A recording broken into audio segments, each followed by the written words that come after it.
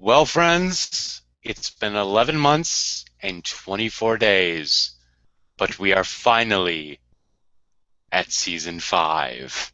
Dun, dun, dun, Hello, friend. dun, dun, dun, dun, dun, dun. Welcome, friends, to the new and improved Undercover Brony reviews. We're actually using Google Plus this time, and as you can see on the bottom, this is kind of how we're going to have everything. We have a lower third that you can customize with Hangout Toolbox. So that's how we're going to be doing our reviews now. Because now, not only can you see it live when we're doing it, but it also upload to the YouTube channel right when it's done. Because we at the Undercover Brony care. We do. This is cool, and I'm so glad to be back, ladies and gentlemen. Because season 5 was it really 11 months and 24 days? It was. God, it felt like simultaneously shorter but longer. Shorter because you know, actually, what am I talking about? It felt like forever. Mm-hmm. Yeah, they sure drug it out long, but this is cool. There could be someone watching us right now. Heck yeah. Well, we don't have any viewers right now, but we'll see if anyone comes and joins in, because that'd be really cool. That would be cool. Anyway, All so right. So yeah, let's get this rolling. yeah, season 5 premiere. People have been debating endlessly if it's the Cutie Markless or the Cutie Map, so we decided to do best of both worlds. I have Cutie Map, Snakeskin has Cutie Markless. You're welcome. Because fuck everybody. No, I don't know. It's like no. The reason I thought it was Cutie Markless was because on the at least when I checked like Friday, I think the Wikipedia page called it the Cutie Markless. uh, And but when I went to find the episode on YouTube, it said the Cutie Map, and it's like I guess either or could work, but like maybe part one's Cutie Map, maybe part two's Cutie Markless. I don't know, but it's all you need to know is that in this episode they find a village of people through the powers of their asses. So Pretty much.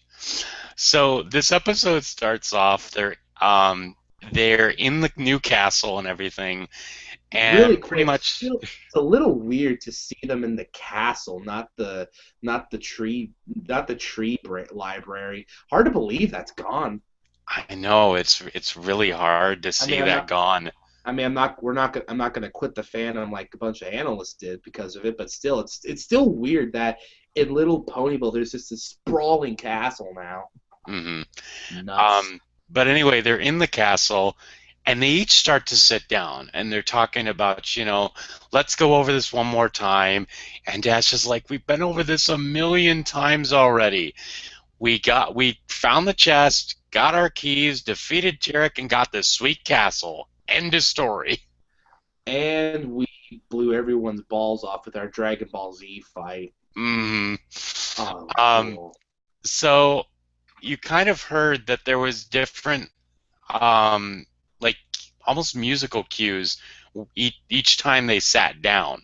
Mm-hmm. Um, and as Subtle. soon as all of them sat down, these rock pillars started forming towards the middle, and then all of a sudden, a huge D&D table appears. That map is so cool. It's so like you know what the map reminds me of? It reminds me of the layout for like the world that Skyrim and like all and like the Morrowind take place on that world. It looks like that but prettier and Mhm. and oh it just gets me hyped up for what's to come I in know, this definitely. season. Now, this episode, if you thought the collaborations last season were bad, you ain't seen nothing yet. Sto- uh, okay, story by Megan McCarthy, written by Scott Sonnenburn and M.A. Larson. Oh jeez.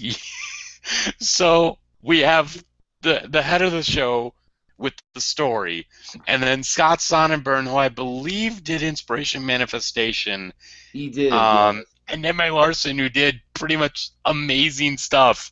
M.A. Larson who Back again.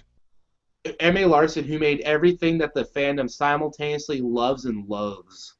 hmm So who do we sarcastically thank for this episode? Thanks, Sonnenberg. Thanks, Larson. Quick, quick. You know what we should do? Ship Scott and Emma together. Scott. Thanks, Sonarson. Larson. I should New OTP. OTP. So the map pops up and Spike's like, the hell is this? And Pinkie Pie looks over what looks like her home. She's like, hi mom, hi dad. Then Spike steps on the map. Which, how screwed up would this be? Since it is like a magic enchanted map, what if when he stepped on it like that actually destroyed their farm? Oh, that would have been horrible. That'd be kind of funny though. But and they're like, dude, this is sweet. And then, long story short, they're like, okay, what is this? And then they're like, why are our asses glowing? And then they're like, the asses command us to go there. So with asses of fire, they travel across Equestria through a train, and on the train, on the way there, it reminds me of like a more tame layout of like Big Thunder Mountain from Disneyland. You know, the mountain, Yes. there's no goats chewing dynamite. And then they get to this village, which, Well, they actually get to the end of the line yeah, the for end the of train. It's an actual end of the line. I So actually they're at the very edge of Equestria. I appreciate that they put that subtle little nuance in there. That was funny. Yeah. It's just, oh man, it's good to be talking pony again. Just It just is. saying that. I didn't do anything fandom related after like a few months after season 4 ended. I didn't really do much of anything either. I've been kind of sitting in the background. Oh, by the way, um, as of this episode, the copyright strike is gone, so no longer worrying Yes. about frickin', no worries. This will be uploaded in its entirety. Hakuna Matata, sucker dick you too. What a wonderful phrase. Wonderful feeling, wonderful. Okay, so they get to the village, and okay, I have a few comparisons for this village. Basically, the best thing I could compare this to, the whole village, it's like a mixture of the town in this old horror film called The Lottery, mixed with, what's the name of that one Nicolas Cage movie where he's in the bear costume and get attacked by the bees? Oh gosh, what is that called? Well, the point I was getting to is like it's a remake of an older movie, and it's like that movie, and well, I'll get more into it as it goes on, but these people were legitimately like terrifying. Yeah, just the fact, especially with Pinky, they're all talking about, it could be dangerous and all this stuff, and Pinky's like, "Stay behind me, every pony. I'm on it," and she just rolls down. She is full Metal Gear Pinky. I loved that. That was awesome. That was a great reference. There's always time for Metal Gear. Yes, Metal Gear. Metal Gear. But they get to the bottom, and she's like, "I know Smiles, and that's not Smiles. They're all really hyped up and fake, really wide-eyed grinned and everything." And everyone's just like, "Welcome, welcome, welcome." It's like, Oh, God. yeah, you're scaring me. Yeah, I mean, those smiles and everything were creepy. I mean, I know they were meant to be that way, but they were creepy. What made it even creepier was the town's ringleader. What was her name? Starship Shine or something? Starlight Glimmer. Starlight. Okay, I'm sorry. Twilight Sparkle. Okay, I get it. Sunset Shimmer. Okay, I get it. But Sparkle Shimstone or whatever. What was it again? Starlight Glimmer. Okay, Starlight Glimmer, Sunset Shimmer, Twilight Sparkle. Come on, how many parallels are we gonna have to Twilight? I get it. I get it. Okay, they're trying to still put Twilight over as no guys. I mean, she's cool. She's cool because with Sunset Shimmer and Starlight Sassafras, they're like, hey, this is what she could have been. And I'm Yeah. like, I see through your tricks though, Hasbro. You better believe I got tricks up my sleeve. Oh Yeah. my god, I forgot about that. But yeah, I We mean, do need to talk about Rainbow Rocks too. she was a good villain though, Starlight Snufflepuss. So basically, they meet Starlight and they go in and they want to welcome them to their town. And then comes the song. Okay, Um, honestly, this song was kind of forgettable. it was. It's not that it was bad. It wasn't bad. It kind of reminded me, like, it was part fanfare and part like march, like parade type march, kind of like what they did with Hearts of Strongest Horses. But Hearts of Strongest Horses had so many layers on top of it because it was half like marching song, it was half motivational song, and they had that Mm, sweet mandolin in there. But it was there and then it kind of left really like it felt like it didn't need to be in there, like they were like, well crap, we have like 3 minutes of time left, we don't want to promote sketchers again, what do we want to do, have Daniel write a song, and he's like okay. And yeah. the interesting thing about the song is the parallels that I can draw from it to honestly Pinky's Smile song, because it felt like even though it was in a similar vein, it was also the complete opposite of that. Because Pinky, Absolutely. because that was the interesting about the song. Because Pinkie Pie's Smile, she's like, I make people happy, friends are good. This song was kind of like, I make people happy, and everything you know about life is a lie. Exactly.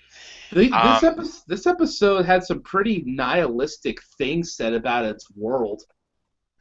If you look at it, everyone's been doing it.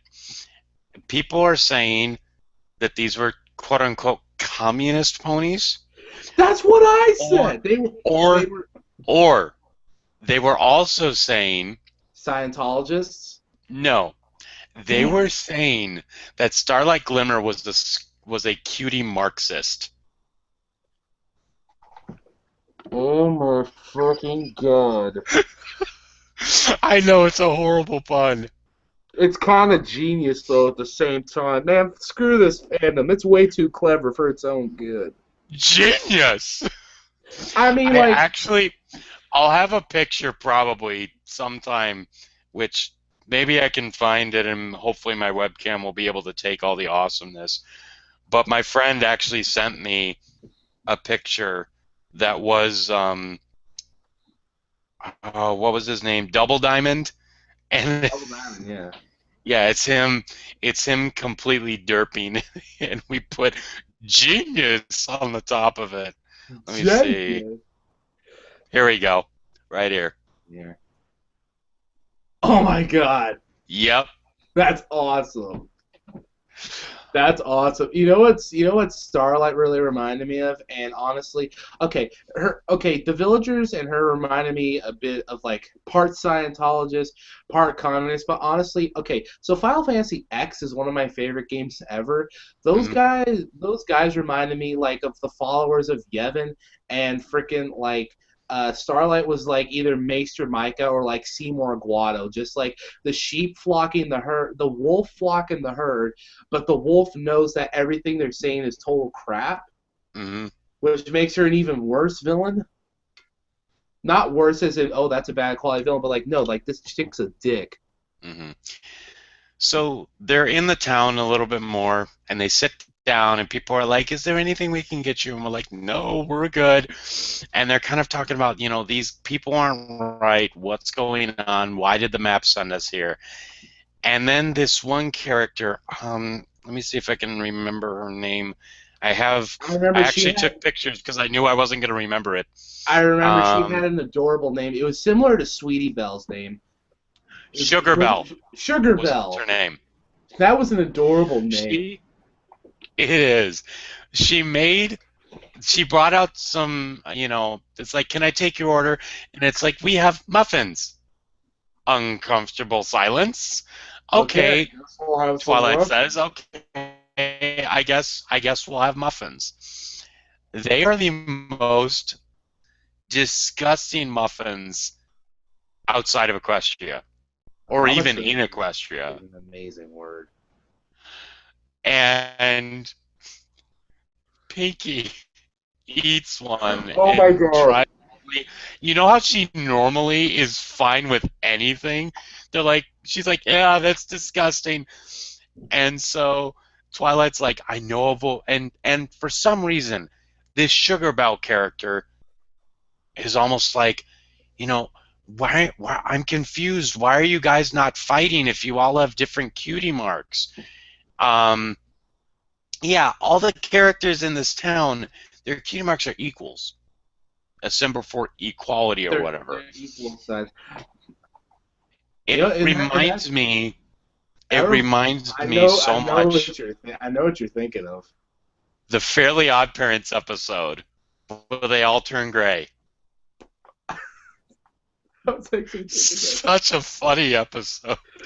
that. Yeah, Um, they all turn into blobs. yes, I'm That's a good grayer than episode. you. No, we're all the same. That was that. And you know what the equal sign reminded me of? Remember how like 4 years ago when everyone posted that red and pink equal sign as their Facebook profile? Oh my gosh.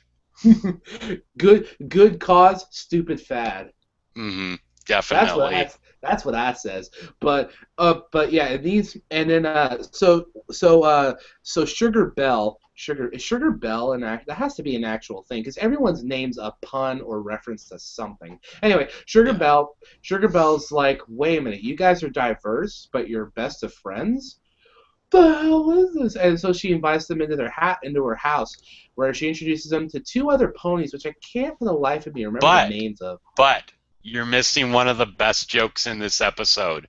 Oh, Before I know that, exactly they're what I'm forgetting when Pinky has to eat all the muffins. they're like they're pretty much like, okay, we got to get in there and talk to her, but how do we do that to make sure we're not being watched? Literally, it's like, Pinky, you're gonna need to eat all the cupcakes. Why me? You have the strongest stomach. I love how Applejack said that. I'm like, I would think Applejack would have a pretty strong everything. So Pinky She starts eating eats the it, muffins. and she has like this really big porky pig sort of look to her as she's And eating it. And she's got like the green face, and she looks all chubby. Oh my god, stomach ache, chubby Pinkie Pie is the most adorable Pinkie Pie I've ever freaking seen. Yes. Oh my Like gosh. I would, oh my god, that make the most adorable plushie. Oh. Oh They've my, already made a plushie of Starlight Glimmer, so I'm sure they could do a chunk sick Pinkie it's Pie. been a day, not even a day as of recording this. Yep. That's how that works. This fandom is fast. Jesus Christ, I thought the Hoovians were bad. Anyway, so they get Anyway, down yeah, and they're introduced to two other ponies, which is Party Favor and Double Diamond. double down. And I know everyone's going to go nuts about Double Diamond because they're already posting pictures and memes and stuff of him. Anyway, they're all talking about, we miss our cutie marks and we want to get them back. And it's like, well, what do you mean? Why can't you just physically get them back? And they're like, well, they're in a vault. So Starlight brings them to a vault. And honestly, it either looks like the world's largest slot machine or the world's largest pachinko machine. Pachinko, yes. It's actually kind of interesting about the way they made the cutie marks look in this episode, because well, I'll get to that in a sec. So they take their cutie marks, right, and Mm-hmm. and at this point, the main six are like, this is whack, yo. We should be hightailing out of here. So Mm-hmm. Starlight's like, oh, you can check out anytime you want, but you can never leave. So she takes their cutie marks, Mm-hmm. which at the time I'm like, that's bullshit. How can you do that? Only because it's really weird how this ended up working. They took the cutie marks and then they locked them in that house, right? Well, Mm-hmm. after that, they started losing pieces of themselves. Like Rarity didn't really care how things looked. Pinkie Pie started getting slowly serious. According to Applejack, her cutie mark gave her the ability to make southern terms of phrase. Her countryisms are gone. Yeah, her country Tinky's is. was the most hysterical, though. Yeah, oh my god. Like, the best part was when she described laughter. Yes, Oh it's my just your god. natural body response to pleasure.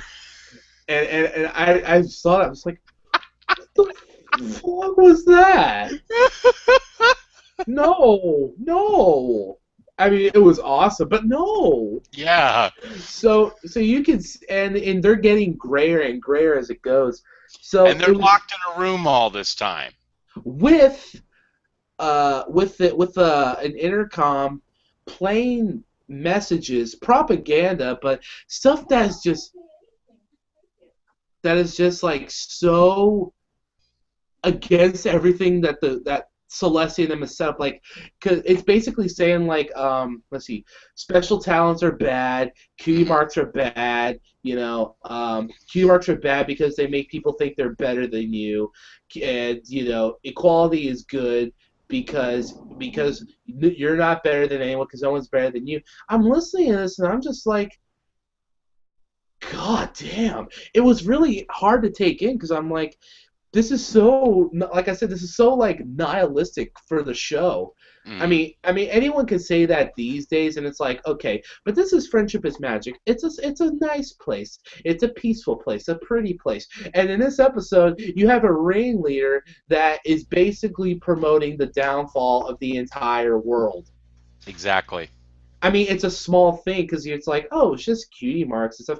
No, it's more than that because as established in this episode, cutie marks not only define what a character can do, it also helps give him that special extra oomph and talent.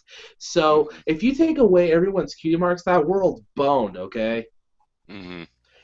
This is a really dark episode the more I think about it. Not in what it outright does, but like the context of it.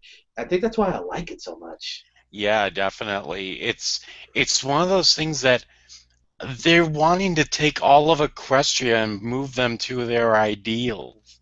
They're like, why I'm don't like, we wow. she's like, why don't we take the cutie marks and put them somewhere else, right? Why don't we take the cutie marks that are already here and move them somewhere Somewhere else? else. Oh, good old SpongeBob reference. To be honest, that's actually what her plan was when you think about it. Yep. So basically, she takes.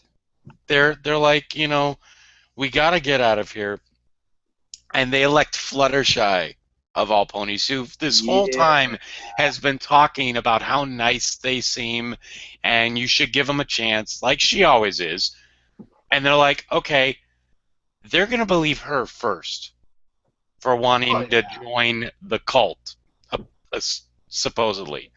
So they do that, and she's like, and Starlight Glimmer's like, okay, can you point out the ponies who were wanting to tell you about the vault so that we can know that it's a sign of trust and friendship? And she actually is very clever in saying, well, I don't even really knew their names or anything. I'm just getting to know every pony. And Mhm. Starlight's like, well, do you remember what they looked like? And if so, point them out to us. She had And the then, she made Fluttershy Judas kiss him. mhm. And Double Diamond goes up and says, "It was me. Just, I'm sorry. Just let me blah blah blah." So he gets sent in to the room with the other main six, and the door shuts. And Fluttershy is basically out there, and Starlight Glimmer just says she's going to stay with me until her new cottage or house is built. Um, they're kind of like the Amish in that respect, where each other helps each other build their homes, which I think is really cool. Um, Yeah, except for the indoctrination. exactly. So, do you want to take the reins of the next part? Okay, yes, because this was hilarious. So the next thing we see is Fluttershy pops out of the chimney, and I was just like, oh my god, okay, new headcanon. Fluttershy is Santa Claus for the St. Jude's Hospital, whatever. Yes. Oh, that's something she would totally do. Okay, Right? and so she hops off the roof and she starts walking. She's like, okay, I'm almost there. She's like 5 feet from the chimney. I'm like, God damn it! But then but then Starlight Snagglepuss is like, okay, she's talking to uh, D- D- Double D, and she I just got that reference. Oh my gosh. I actually made a comment to myself earlier when I watched. I'm like, is that guy voiced by Sam Vincent? Because his name is technically Double D, which is kind of clever. But Starbright, first star I see tonight, decides to keep the main six's cutie marks inside her house, and Fluttershy for some reason decides to wait till morning before unleashing the cutie marks. I Hmm. mean, I mean, obviously there wasn't much she could do, but so the next day they bring him out of the house and they're like, "Who's gonna join us?" And oh, that's right, they had thrown that one guy in there. Hmm. The Uh, guy pretty much said, "I'm sorry, I've learned the error of my ways. I don't want to touch my cutie mark ever again." Take And me he gets back, accepted senpai. back. And and they're like, "Okay, fine." And she's like, "Okay, cool." Then Twilight, yeah, Twilight is like, "Wait, I will join you." She's like, "Say what?" And then that's right, because I forgot to mention the most crucial plot element.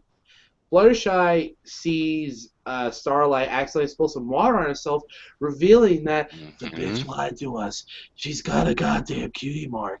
And I'm like, Hmm. wow, you are a massive bitch. The I bitch hope came back the very next day. Oh, the bitch I came came back. back. Thought The she was a goner, but the bitch came back. came back. She couldn't stay away. Gotta love Theory of a Dead Man. I actually do like that band. So Fluttershy's like, what the hell? So Fluttershy secretly informs Twilight, and Fluttershy throws some water on her, and she's like, oh no, and they're like, you lying whore. So she runs into the house, which I'm like, I thought to myself at the time, wait, that's how they're gonna end her story arc? Okay, whatever. They Hmm. all go back to get their key marks except for the main six because Starlight still has them. They follow her Now, in. now, at this time, Starlight had one of the other ponies bring her the main six's cutie marks Yeah. for the first time. So that's pretty much where it is. She hits a secret lever on her bed, goes down, and it's another part of the mountain or something, and she's able to start running away. What they pretty much everyone's like, you lied to us, and why did you not do it, and all this stuff, and they go to get their cutie marks back. And this is a pretty awesome segment of the episode, I gotta say. And it's funny because the staff that was used to get the main six's cutie mark out wasn't it was something she found in the dirt, and it was a throwaway stick pretty much, and it was her magic that was able to take the cutie marks off. That's right, I forgot to mention that. Yeah, so like I said, we're a little rusty from these reviews. We haven't done them. I've unfortunately only seen the episode once so far. Yeah, same here. um You usually so watch every episode like 4 times before we review it. exactly, just so we get all angles. Yeah, yeah. So they get the cutie marks in there, and they're all flying around and all this awesome stuff, and they go to each other, and you start finding out the special talents of these characters. There is a character who you were asking if Sam Vincent voiced Double Diamond. No, but he did voice a pony named Party Party Favor. Favor. Party Favor was a boss, okay? He's like, we can't see Starlight Glimmer from all this way out. So He he makes creates a balloon binoculars. animal for binoculars. I'm And it like, looks ah, and it looks really, really, really perverted. it does. And then what makes it better is when Pinkie Pie grabs it and looks through it, she's like, "This is amazing." And then like the little things on the end, her eyes move, and I was just like, Jesus Christ. Yep. So they're chasing them, and then the whole She time, cuts the bridge off, and Party Favor it's again a goddamn built a bridge out of bridge. balloons. Oh my god, it's I've I've never I don't say this often with the show. I've never seen any pony like Party Favor. Okay, Mm-hmm. that guy is awesome. Mm-hmm. Hashtag Ship him and Pinkie Pie together. hashtag Party Favor is too OP. Party Favor is the new super duper party pony. Ooh, you getting called out, pal. So, and then, the other two have powers, but the only thing you really need to know about is that there is a pony that snowboards. I wish that is Double D. I wish I was making that. No, I said, what was I say? It's like, I wish I could be smart enough to make that up. There's a pony that's basically Shaun White. The only way that could make him more awesome was if his mane was permanently on fire. Right. I mean, Oh my gosh. So they block the path. Starlight Glimmer's buried under some snow, and they get the cutie marks of the main six because she had taken the cutie marks, yeah. and she's running down, and they get the cutie marks back. And what's interesting is not only is the special talents of the main six gone, but all their powers based on their talents is gone. Oh Rainbow yeah. Dash cannot fly fast. Pinkie Pie does not have ungodly earth powers. Applejack cannot buck. Twilight can't use magic. And Rarity doesn't do fashion well, I guess. Basically, Rainbow Dash can't jock. Pinkie Pie can't God mode. Applejack can't Beast mode. Twilight can't Senpai, and Rarity can't Bitch mode. Mm-hmm. And so they're like, how the heck are we going to catch up to Starlight? They have the background characters do it all for them. Honestly, I thought that was cool because for story purposes, it's cool because like she didn't mess with the main, she didn't mess up the main six, but I mean, she ruined those villagers' lives. It's really their fight. So she Did you runs catch it? away, You cut it and out there. honestly, I think it's a cop out that Starlight Glimmer runs away. I did it first too, but I thought later, and I'm like, if she's a reoccurring antagonist, then that's fine. Mm, Probably won't see her next episode, but I hope to see her sometime in the future. yeah, definitely. So yeah, then they all pretty much have a big old party, celebrating each other's talents and that we're all friends here. And the four ponies, Party Favor, Double Diamond, Sugar Bell, and I think it was Night Glider or something. They all I'm just gonna find call out them that Night they're Rider, want to be friends. which it's a nice ending. And then that was the episode. What did we think about it? I'm just gonna say this like this. Is it as cringeworthy as season one? No. Is it as memorable as season two? No. Is it as epic and grand as season three? No. Is it as fairly intense as season four? No. This premiere feels like not only does it feel kind of like business as usual and them, continuing their adventures, maybe not the next day, but for a while there, it also, that's partially why I like it, but I also like it because it sets up the whole season, what it's going to be about through this episode. It's like Hmm. I like that it's going to be I like that I hope anyway, it's going for a more episodic approach rather than a grand overarching thing. Because with Hmm. season four, like the thing in season four was cool, but I think what made season two so good is that there was no big thing looming over everything, like Grand Galloping Exactly. Gala or the six keys. So I liked it because I'm like, okay, this is what I can expect from season five. This is, more of the same humor, same good characters, and we're gonna finally see places that they've mentioned, and it's gonna be more world building without it being like really over the head with it. You know, Hmm. because this isn't season one. You know, they've had a lot of time to build up the world, which they have. This isn't so much building the world as much as it is elaborate and expanding. And I thought that Starlight was a good villain. So with those, I could safely give this one maybe about an either anywhere from an 8 to a 9 Okay. personally. Honestly, I felt like it was really sort of the quality of season three.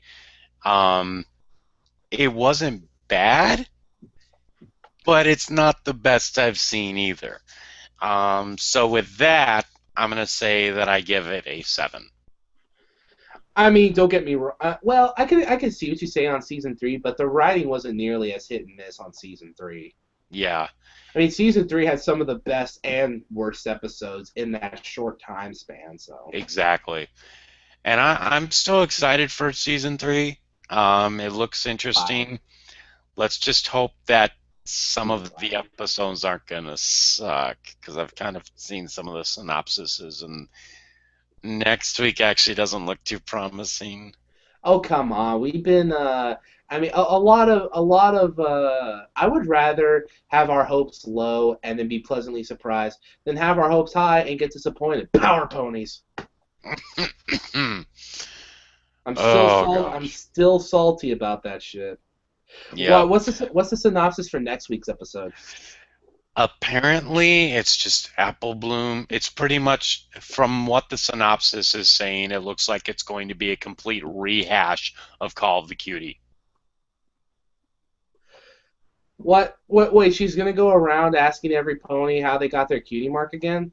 No, that's Cutie Mark Chronicles. I'm talking All about right, Call of the right, Cutie, the first CMC episode ever.